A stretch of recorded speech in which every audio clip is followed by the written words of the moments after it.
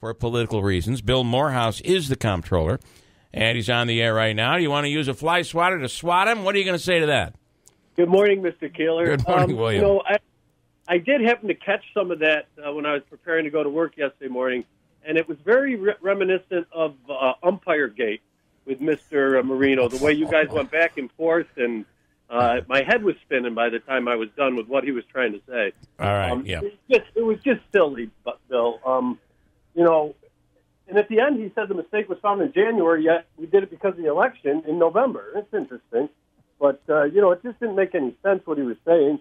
He's just throwing accusations out there, for his own political gain. And, I thought he kicked off his mayoral campaign yesterday. All right. So was there a $700,000 error? Was there a payment that was missed? Well, you have to understand, a budget is an annual estimate.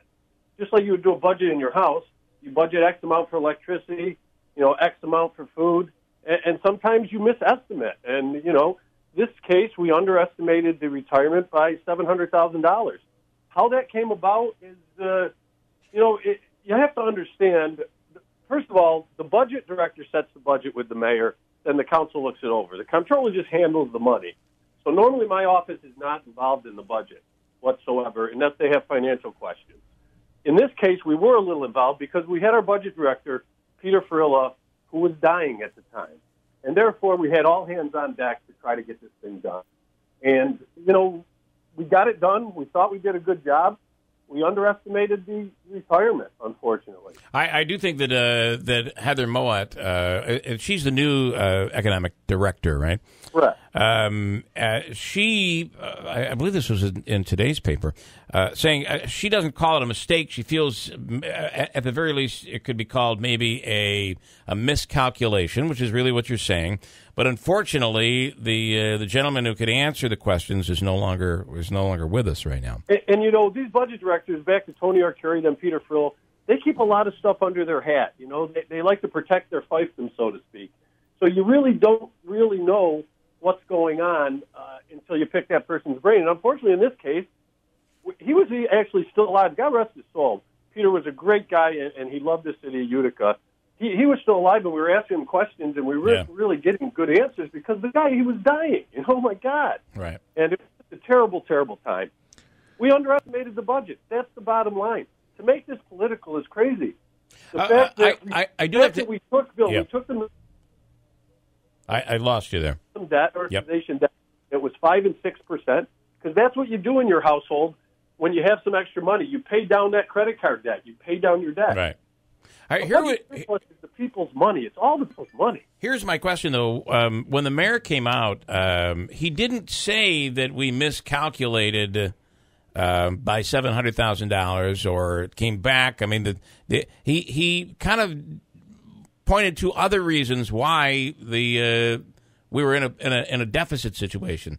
Maybe that was I don't want to say misleading in some way, but that's the way he presented it. Budget to budget, it did go up $1 million. Yeah. Now, did it go up because the pension retirement went up $1 million? No, it went up because we underestimated the year before. So budget to budget, it did go up $1 million. But he did quote the pension fund, which that is what Marino is saying was his red flag.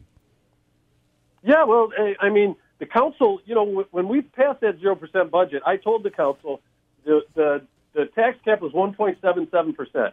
I told them, I know the mayor came out with a zero, guys, but raise taxes $511,000, 1.77%, because that's the right thing to do. The council was all up for election. If you want to get political about it, they're like, oh, no, we're up for election, 0%, right. Mayor zero, everybody wants zero, great. It was a big mistake. But, getting back to your point, Bill, I mean, it's the people's money. It's all the people's money. Whether we have a surplus or not, that's still your money.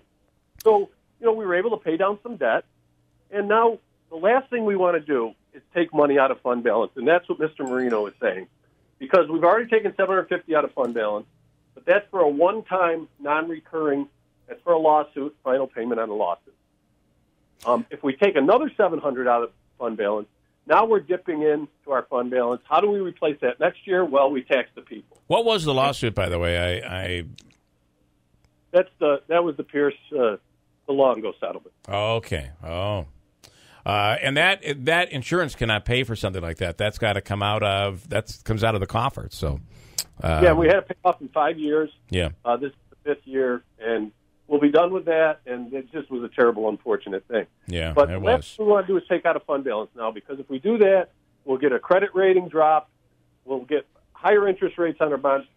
5 years ago, Bill, when I put out a bond for bid, we got one offer, one bid. This last bond we put out, we got 7 offers. That's because people want to loan us money now. Right. I want to touch on one thing, because we will be speaking with Utica Councilwoman Samantha Colosimo-Testa, who says she's all fired up today because something happened last night, and she's going to reveal that this morning. But yesterday, Joe Marino did say, the city should have been, the budget office, the comptroller's office, the mayor's office, should have been planning in advance, should have really thought about this last year, so that there could have been a small increase last year and a less large increase this year. And what you're saying is that you recommended that to the council. I said directly to Councilwoman Colosimo-Testa, you should raise taxes $511,000, 1.77%. It's a mistake to have zeros, because that zero is in perpetuity. So if you raised it $511,000 last year at 1.77%, over 10 years, that's $5 million. You just took $5 million out of the paving program. I told her that, but no, they wanted zero. The mayor wanted zero. It was not the right thing to do. But I didn't know about this underestimation at that point. Right. Everybody looked at that budget. The council looked at that budget. The mayor looked at that budget. We all had eyes on it. None of us caught that. It's unfortunate.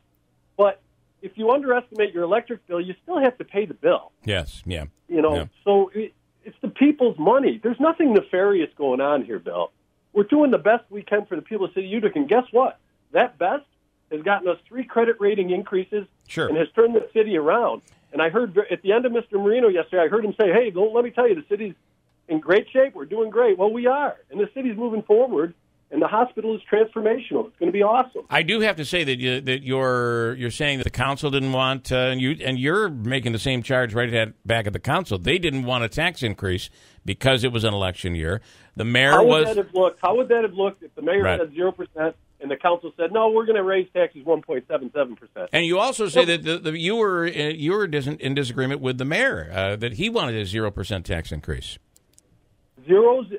I'm right now. I'm the chief financial officer. Zeros are no good. Yeah. Unfortunately, if 50 years ago we just raised taxes 2% every year, we'd have no problem. We'd be flush. But unfortunately, these up and down yo-yos are a killer, and zeros are devastating because of imperpetuity. All right, very interesting, Bill Morehouse. I appreciate you coming on this morning and getting on this right away. And as I said, we'll be talking to Colosimo-Testa coming up in a second. Yep, and tonight's going to be a very long night. There's 52, I think, amendments. They're going to want to qualify all of them. We'll be there until 11 o'clock or so. All right, maybe we can chat again tomorrow. Would you be available tomorrow morning? Sure. All right, sounds good. We'll reach out. Thanks so much, Bill Morehouse. Thank you, Bill Morehouse, Comptroller City of Utica.